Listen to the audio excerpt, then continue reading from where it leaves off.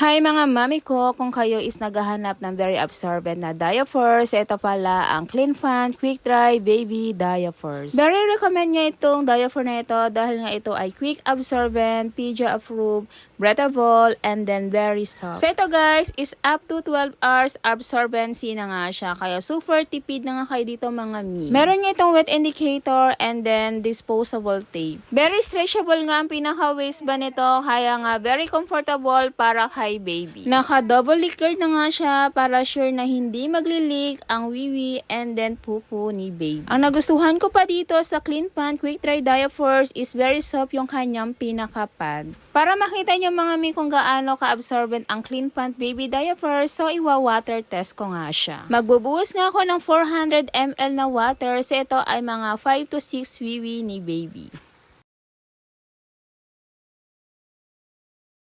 So, ayan mga miha, okay. So, ang bilis niya mag-absorb. Ito yung nagustuhan ko sa Clean Fan Baby Diaper neto.